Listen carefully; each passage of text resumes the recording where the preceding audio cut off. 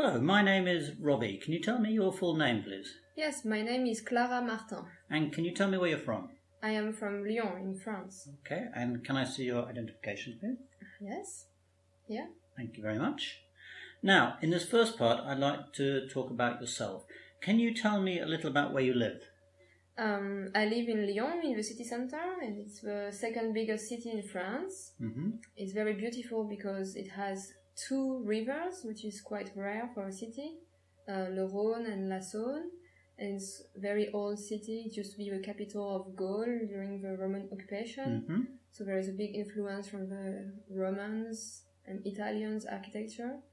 And there are hills in the city, lots of parks. Okay, thank you. So, in the place where you live in Lyon, what's the favourite room in your house or flat? I would say the living room. Why is that? Because there is a very nice fireplace, and I love to just sit by the fireplace and read in the winter.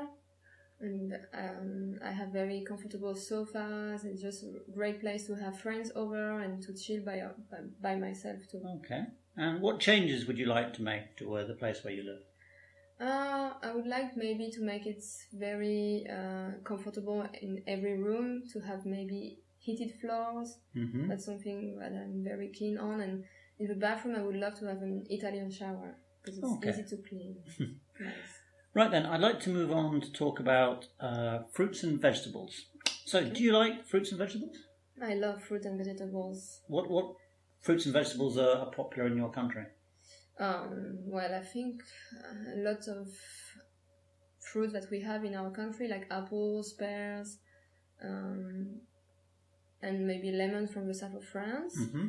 And I also like to have exotic fruits like dragon fruit, that is a fruit that comes from Vietnam, mm-hmm. but it's not so easy to get. And I always like to have lemons as well. Okay. So. That's okay. Why are fruits and vegetables so good for people?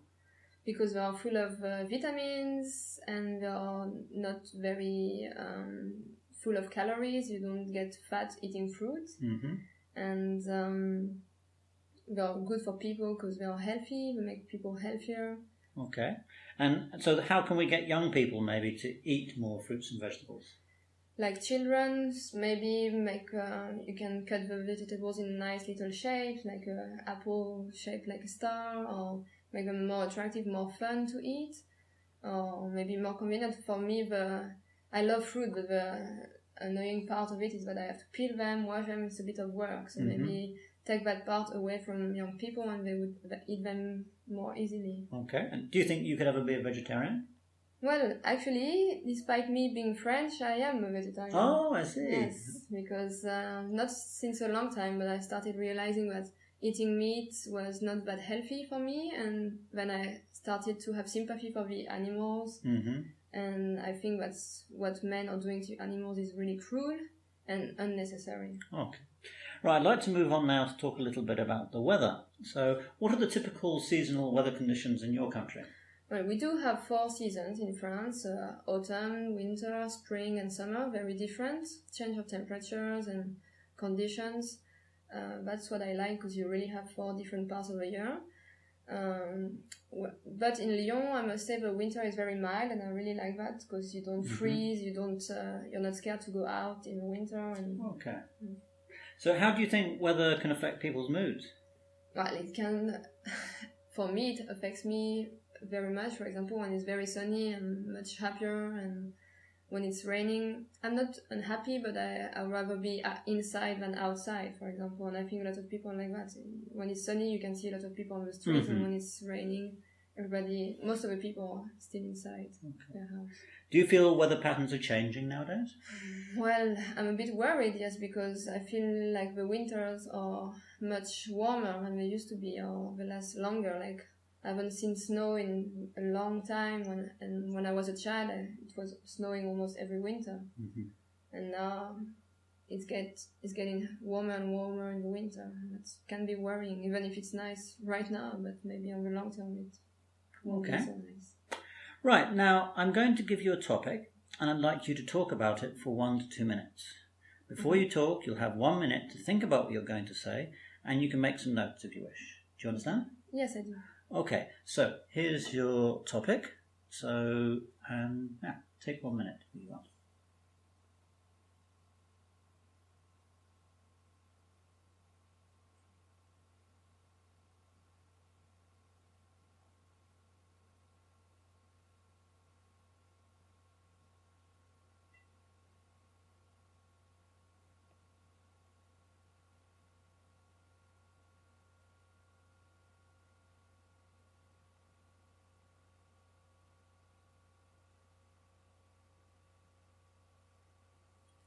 Okay, that's great.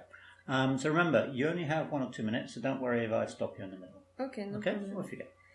So the kind of car I would like to have is electric car, so it doesn't pollute too much the environment. And because I'm not so keen on driving, I would love to have a chauffeur who takes me around, and I don't need to worry about parking. And a car that is big enough for my children when I have a family, because I think that's the most useful thing is when I have children, because right now I ride a bike in the city to exercise and transport myself everywhere.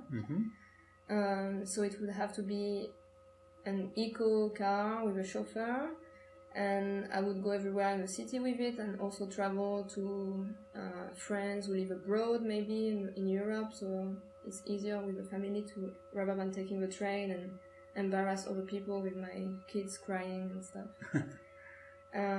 It would be my ideal car because, of course, there would be no inconvenience to it. It would be with a chauffeur, so I don't have anything else to worry about.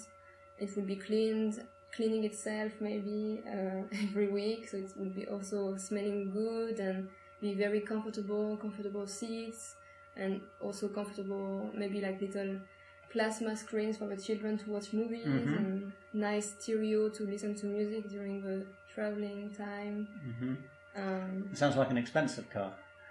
Yes, of course, it will be very expensive, but it's ideal, so I will have the money to buy it. Okay.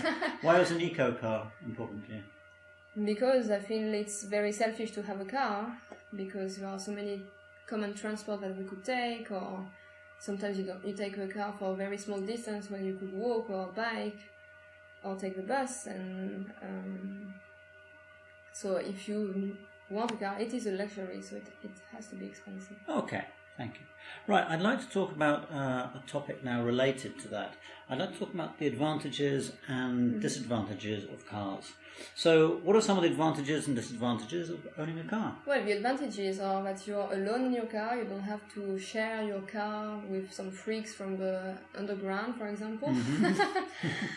And you can decide when to take it and when to park. Well, you don't have to wait on the platform for the next train or on the bus in the cold.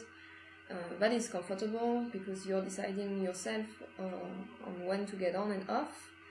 Disadvantages are it's expensive, it's not good for the environment, you always have to care for it, so make sure that it's working well, take it to a garage to check it. It can break down anytime, you never know where, and it can be a bit of a pain as well. So you mentioned the environment. Do you think cars should be banned from city centres? Yes, I think that would be a good idea. Why? Because it would avoid pollution in big cities like Paris or London. Okay. What other measures can governments introduce to stop people using cars so much? Well, we could make transport much cheaper. For example, right now a ticket of metro is almost €2 for one fare. It's really expensive for some people. And if you make the transport maybe like 50 cents per fare or very good discounts for people who don't use their cars, that would be very interesting, and make bigger buses or more buses, more transports, more trains coming more regularly. That would be a great improvement. Okay. How do you feel that cars will be improved now over the next 50 years? How we're going to change, for example, like cars, or maybe we can fly. But that would be a bit crazy because we have already so many planes. I think what I see from TV is that they can park themselves. That would be already quite good because people are bad at parking. Or drive themselves. You can set a certain speed, and then you can just drive and not worry about pushing your foot down. So I'd like to move on to talk about driving and the law. At what age should people be allowed to start driving, and what age should they stop, do you think?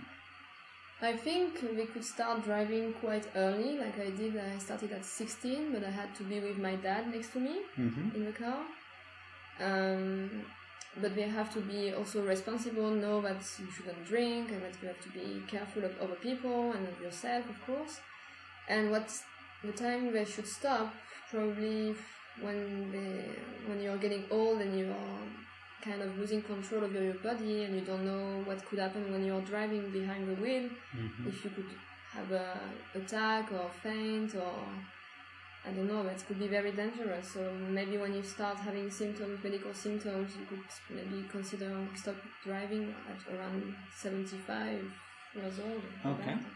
What are the laws like regarding driving speeds in your country? It's quite strict. We have a lot of speed cameras, and on the highway we can go up to 120. I think usually it's 120 or 180 max, but usually we go up to 120. And in the city it's 50 kilometers per hour. And yes, if you go between 0 and 10 kilometers above that speed, you usually get a fine. And if it's above, it's much higher, and you lose points on your driving license. Okay. What laws does your country have about driving and alcohol? It's getting stricter and stricter. A few years ago it was 0.5 degrees, we say, for alcohol consumption and driving. Now I think it's down to 0.3, so you can still have 1 or 2 drinks and drive, but there's more and more advertising to warn people about driving and alcohol, and alcohol tests everywhere. Do you feel there should be a law about how long one can drive without stopping? Well, there is a law for bus drivers, for example, or coach drivers and truck drivers, I think. But for personal use of your car, it must be difficult to measure if you have been driving for 8 hours or 2. So it's really something that depends on everybody and how they're feeling. And I know my dad used to drive for 8 hours almost without stopping, and now I think it's crazy. As a child I didn't realize it, but of course it's very dangerous, and it should be maybe message on the highway that says have you been driving for more than 2 hours, and then take a break or have a coffee or switch drivers or something. Okay. Oh well, thank you very much. That's the end of the test. Thank you.